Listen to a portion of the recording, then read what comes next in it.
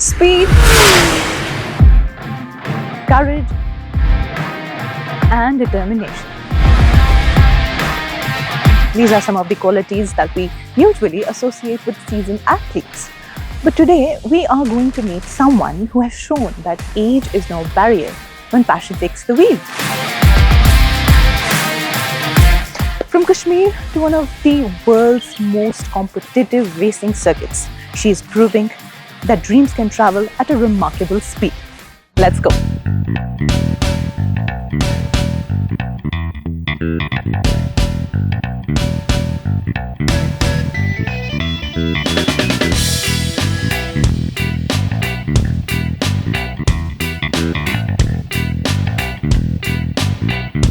So, Atiqa, my love, how are you doing? Doing really well, and you? Pakan karan do do. You know what that means? I'm guessing I'm doing well. Yeah, Yeah. that is true. Okay, so you have been to Kashmir recently, right? Yes. How is it going? It's really beautiful here. I've visited a lot of my family and relatives, so it's really nice meeting them and just like seeing them after a very long time. Are you liking the weather? I mean, it's really unpredictable. Like sometimes it rains and sometimes it's really sunny. So That is true. Climate change. yeah. So, Atiqa, I would say like you have done a brilliant job. Okay. Thank you. Most of the children like at your age have just started to learn the rules of the road. Okay. While as you are already racing on one of the most toughest tracks. Okay. So tell me, how did that start? So I got inspired by my dad, who is a former Formula Asia driver and got vice champion in that. And he was India's first national karting champion. So I used to see him race in some local tracks in the UAE. And then I just saw him I was like 3-4 years old, and I got inspired. And I was like, I want to do this too, because I loved cars since I was small. And I always had like cars in my room, and I still do. So I just started out like that. Okay. So you remember the first time your father got you on the track? Yeah, it was kind of in a mall, like with electric cars, like those fun ones that anyone can drive.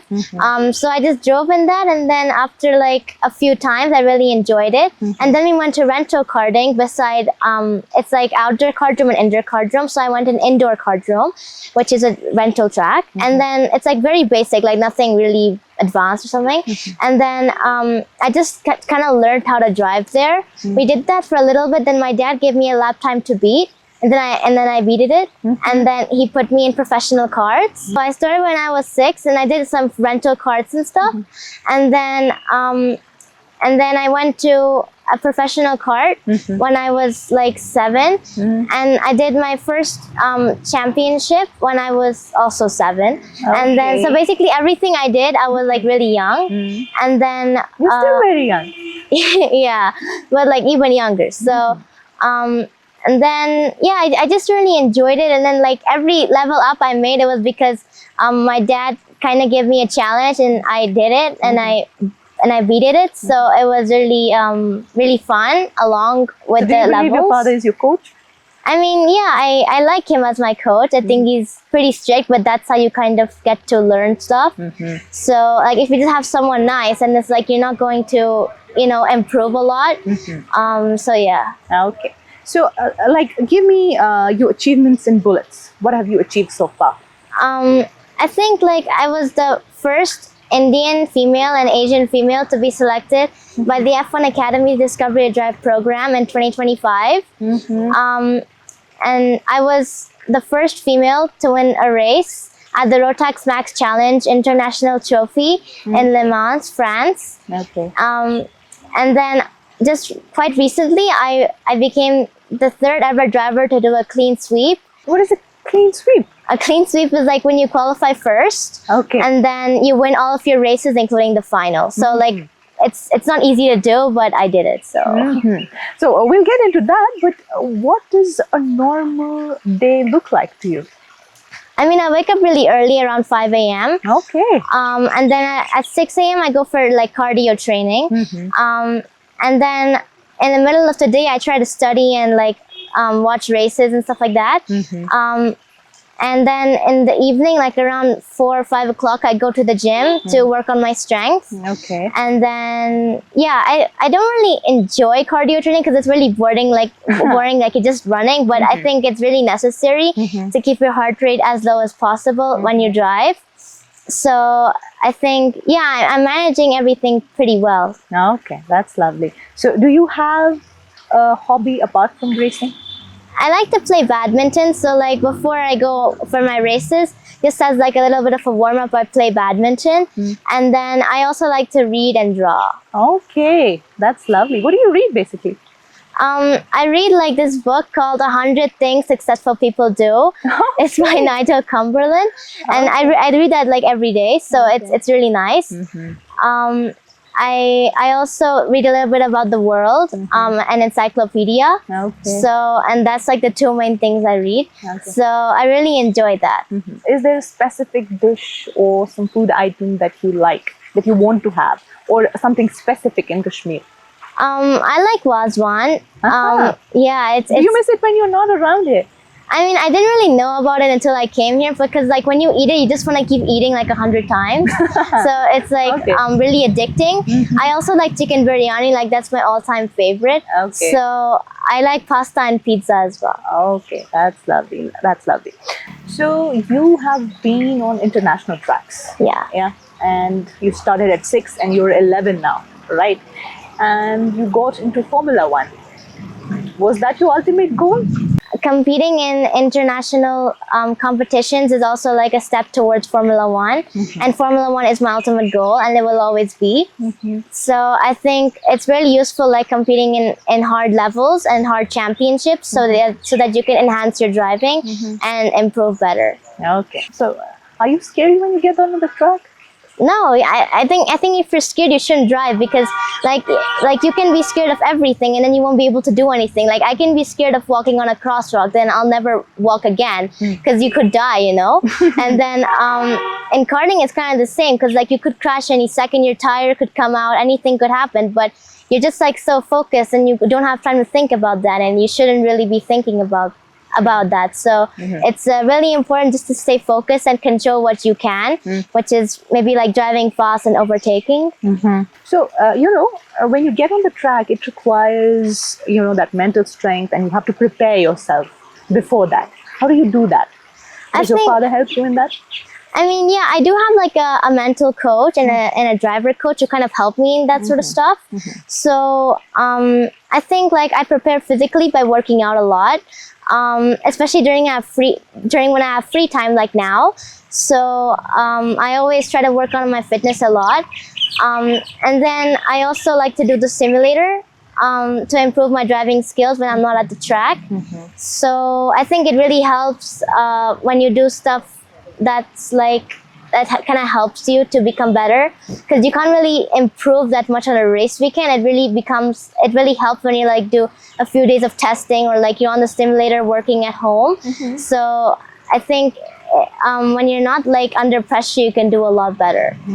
That's lovely. So do you have that memory when you were 6 and you got on the track for the first time? How was it for you? I mean, I think I was really excited instead of being nervous. So I was really like, I got the steering wheel in the hand. I was really like happy, and I wanted to try driving. And I instantly liked it. I wasn't scared that I would crash or something. I just wanted to enjoy and drive. So I think then I became really happy, and I knew that was the sport I wanted to do. There are times when things don't go planned as they are, right? Yeah. And there are times when you fail as well, right? So how do you keep yourself motivated? I think like is there an instance you want to share? I mean, like there's so many instances. So like sometimes you have a really bad race and you crash, and then you don't start really like, okay, let's say I came third in the first race, and then I had a crash in the second race and I finished 20th. And then you start, for example, P15, so that's like 15th position. And then you really gotta like forget what happened before, and you just gotta keep going, because you have the protection. Like there's so many instances. So like sometimes you have a really bad race and you crash, and then you don't start really like, okay, let's say I came third in the first race, and then I had a crash in the second race and I finished 20th. and then you start, for example, P15. That's like 15th position, and then you really gotta like forget what happened before and just gotta keep going, because you know you have the potential to come on the podium because you finished like in the top 3 in the first race. So I think you've got to like really keep pushing and have that resilience to never give up, because it's never finished until the checkered flag is done, until the checkered flag is fallen.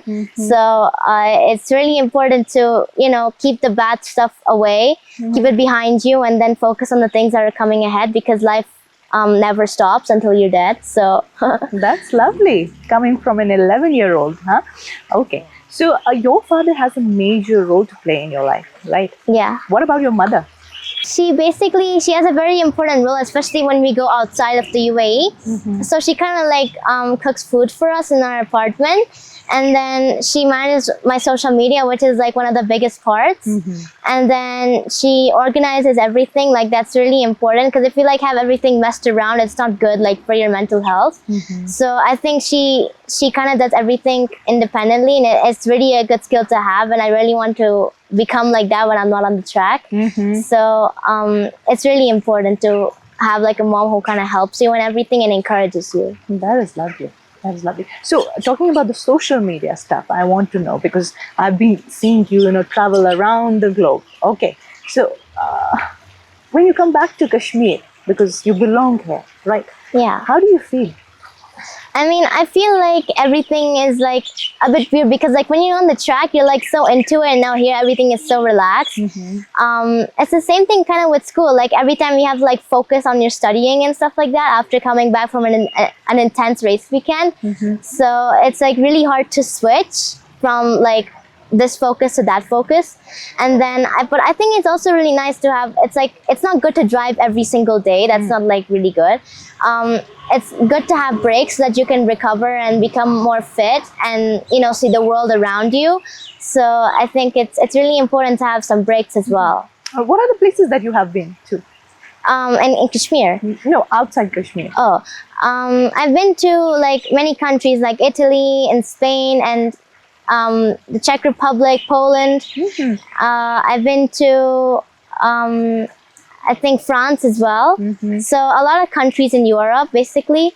And then I think like with the language part, it's really hard, but I'm trying my best to learn Italian as much as I can. Okay. So Why so? So yeah, I think it's really important to adapt to like these different countries and stuff like that. But it's also really important to focus on your driving while doing that. And you come back to Kashmir every now and then. So what comparison do you find?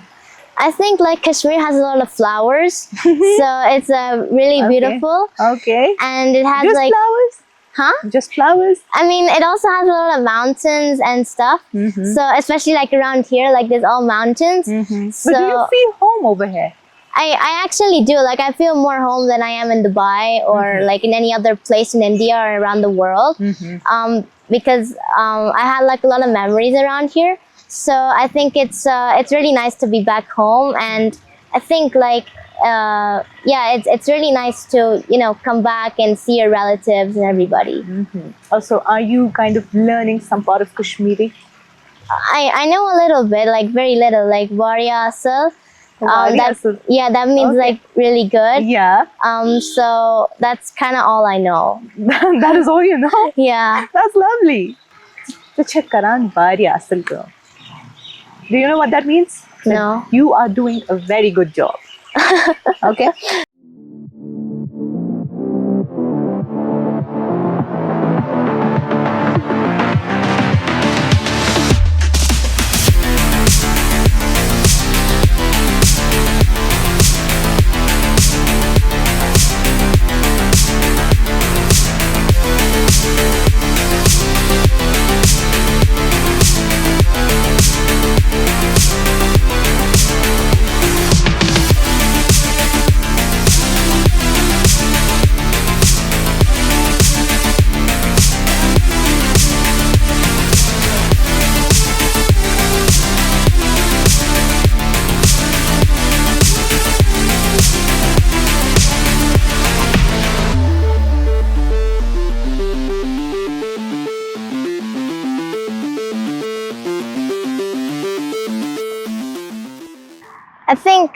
when you race, it's really important to have the self-belief that you can win. Because like if you don't believe you can win, then what's the point of driving?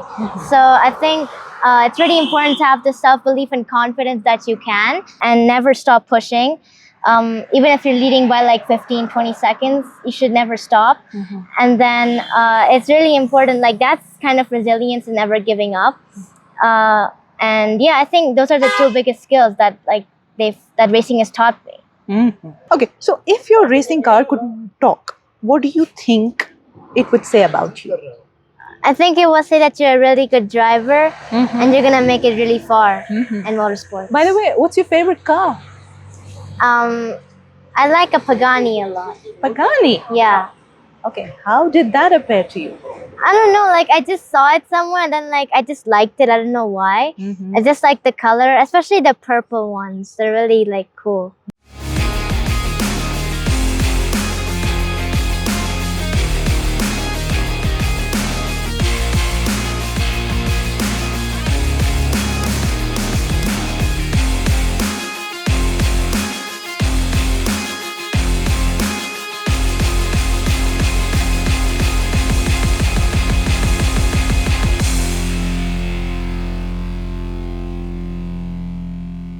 So, Asif Sahab, you have been yourself as one of the former and first national kart racer.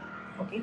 So, I want to know, as Atiqa's father, what was your reaction when you saw that she is not just interested in racing, but she has a potential? I was very skeptical. I wasn't excited about the idea. So, you didn't push it? Not at all.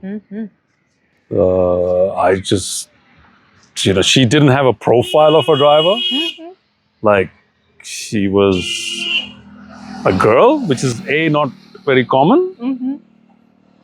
Second, she was very chubby. Okay. Extremely chubby. And not sporty at all. Okay. So none of the traits of a racing driver. So I was very skeptical. Yeah. At that time. I mean, in the beginning, but she's a stubborn girl, and she said, "I want to drive, I want to drive, I want to drive," and then it was COVID, so there was a lot of free time. So we kept going. But even though she didn't fit the profile of a driver, Okay. what we realized after 3-4 days going to the track is that she had a lot of natural talent. Extreme natural talent. Do you believe that she inherited that from you? Must have. Okay. I don't think I'm as good as her, though, to be honest. Although I won championships and I did a lot internationally as well, but I think she's more talented and I think she's more determined. But do you see yourself in her? Yeah, I would like to believe now I do, yeah. I mean, she's, alhamdulillah, doing well. Better than what I did, so yeah, I mean, I'm proud of her for sure. Okay. So her ultimate goal is Formula One. How does that appear to you? It's good to have a goal. Like what, especially for sports, young sports people, it's important to give them an ultimate goal because that keeps them motivated and that keeps the intensity, in their skill and in their performances. Because like what people struggle with most in life is people don't have a goal. Most of us are just living. That is true. Just, we might have some small goals.